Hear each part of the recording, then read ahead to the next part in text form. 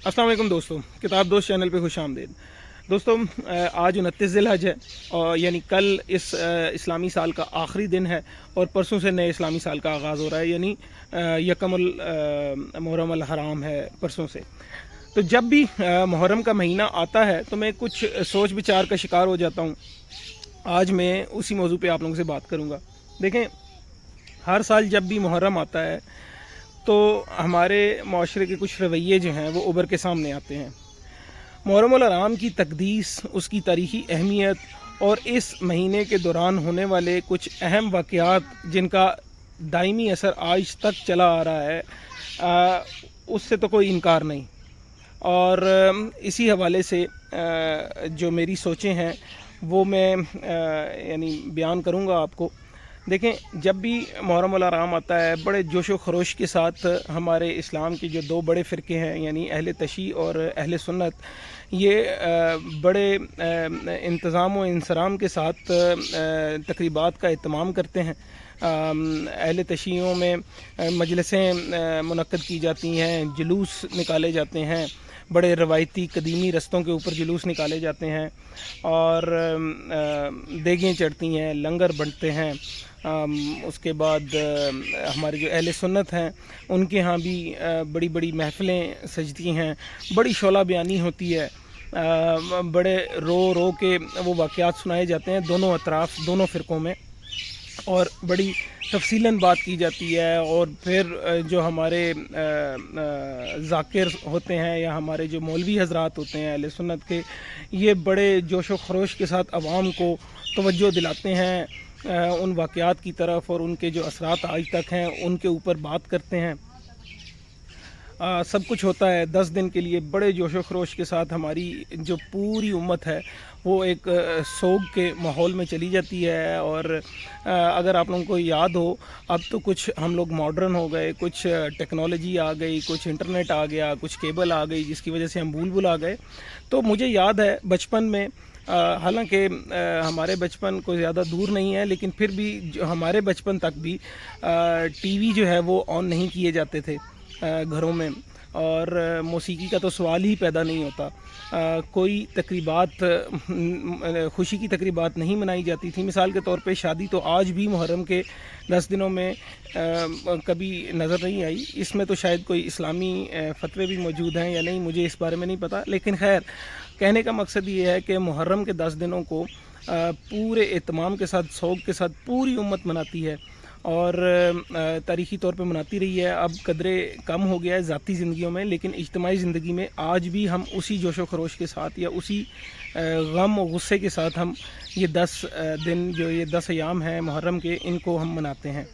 और इस हवाले से हमारे मुल्क में 2 दिन की छुट्टियां भी होती हैं कि ताकि आवाम मुकम्मल तौर पे अपने जो मजहबी उनके एतक़ादात हैं उनके मुताबिक ये 2 दिन आराम से अपनी तकरीबात में हिस्सा ले सकें। अब मेरा इस मौक़िफ़ इस बारे में कुछ मुख्तलिफ है। मैं कुछ सवाल करता हूँ कि इस सारी तकरीबात के बाद इनके अंदर जितना भी आओ फुआ किया जाता है, गम और दर्द के किस्से सुनाए जाते हैं, उन वाक़यात को अपने ज़हनों में ला के फिर से इयादा किया जाता है कि मुस्तक़बिल में ये ऐसे हमने कैसे दिफा करना है इस्लाम का। और इल्लामा इकबाल का शेर पढ़ा जाता है कि इस्लाम ज़िंदा होता है हर करबला के बाद, और पता नहीं किस किस तरह की शोला बयानी की जाती है। लेकिन इस सारी प्रैक्टिस का या इस सारी मसरूफ़ियत का जो एंड रिज़ल्ट है, जो हतमी नतीजा है, कुछ नहीं निकलता। 11 मुहर्रम से हम फिर वही पुरानी रविश के ऊपर चल पड़ते हैं।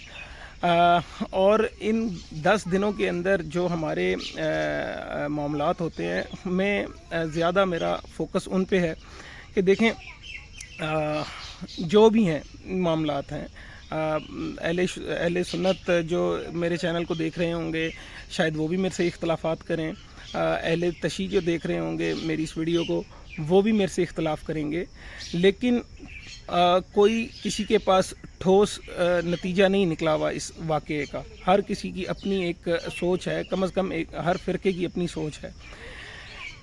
जो भी सोच हो, اہل سنت نے جو بھی نتیجہ اخذ کیا ہوا ہے، کیا اس کے بنیاد پہ اپنے مستقبل کے جو بھی سیاسی اور سماجی معاملات ہیں، کیا اس نہج پہ چلائے جو اس رزلٹ اس واقعے کا نتیجہ تھا اور اہل سنت جو اس کا نتیجہ سمجھتے ہیں، یا اہل تشیعوں نے سوائے دیگیں کھڑکانے کے اور کوئی عملی کام کبھی کیا؟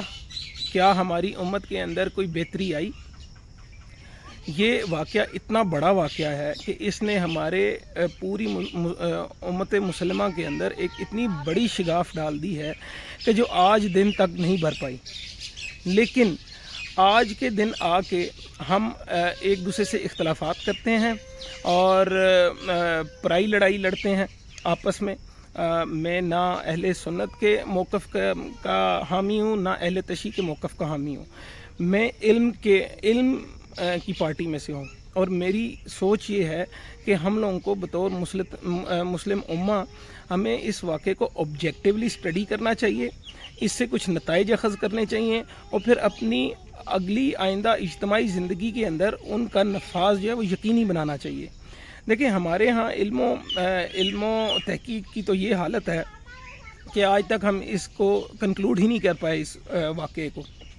جبکہ میں نے کچھ عرصہ قبل، شاید پچھلے یا اس سے پچھلے سال، آفٹر دا پروفٹ نام کی ایک بک کا ریویو کیا تھا اپنے چینل کے اوپر. آج بھی موجود ہے، جو لوگ دیکھنا چاہیں جا کے دیکھ سکتے ہیں.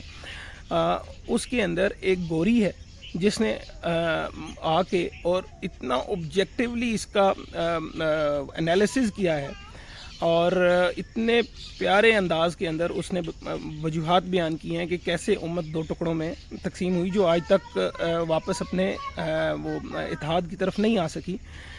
تو میرا جو سوچ ہے، یا میری جو کیا کہہ لیں کہ میرا جو شکوہ ہے اپنی امت مسلمہ سے، اور اس کے اندر جو بڑے بڑے عالم آئے ہیں، بڑے بڑے فقہاء آئے ہیں، بڑے بڑے تاریخ دان آئے ہیں، بڑے بڑے جورسٹس آئے ہیں، فقیہ آئے ہیں، ان سب سے میرا ایک سوال ہے: کیا آج تک ہم علم و دانش میں اتنے ہی نکمے ہیں کہ ہم اس واقعے کا آبجیکٹیولی انالیسز کر کے اس کا کوئی کنکلوژن نہیں نکال سکے؟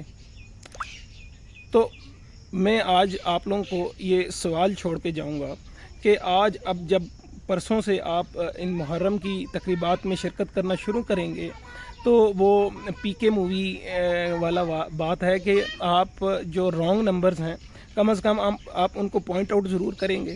کیا آپ بلکہ میری رائے یہ ہے کہ آپ سر دست ایک فہرست بنائیں کہ آپ کے اس واقعے کے اوپر، جس نے اس امت مسلمہ کو دو ٹکڑوں میں تقسیم کر دیا، اور کربلا کا اتنا بڑا واقعہ ہے، نواسہ رسول کی شہادت ہے، ان کے خاندان کی شہادت ہے، اس کے پیچھے جو مضمرات ہیں ان کو جاننے کے لیے آپ 10-12 سوالات کی فہرست مرتب کریں، اور آپ جس مجلس میں جاتے ہیں اس ذاکر سے پوچھیں آبجیکٹیولی. جس محفل میں، سنیوں کی محفل میں جاتے ہیں، ادھر کے مقرر سے پوچھیں اور اس کا کنکلوڈنگ جواب آپ مانگیں. اور وہ نہیں ملے گا، میں آپ کو ابھی بتا دیتا ہوں، لیکن کم از کم آپ اپنا جو علم ہے اس واقعے کے بارے میں اس کو بڑھانے کی کوشش کریں ان 10 دنوں میں، بجائے اس کے کہ صرف کالے کپڑے پہن لیے، یا سبیل لگا لی ٹھنڈے پانی کی یا شربت کی، یا جلوس میں شرکت کر لی، یا عزاداری کر لی، یا جو بھی روایات ہیں، جو بھی ہماری اس سلسلے میں ہماری پریکٹسز ہیں، ان کو کریں، ضرور کریں، وہ آپ کا حق ہے. لیکن جو میں آپ کو بات کر رہا ہوں کہ کم از کم آپ ان 10 دنوں کے بعد جو آج علم ہے آپ کا اس موضوع پہ، اس سے آپ کا علم کچھ نہ کچھ بڑا ہونا چاہیے، اور آپ کم از کم اپنے ذاتی لیول تک اس واقعے کا کوئی نہ کوئی نتیجہ اخذ آپ کو کر لینے کے قابل ہونا چاہیے. بس یہی تھا میرا میسیج.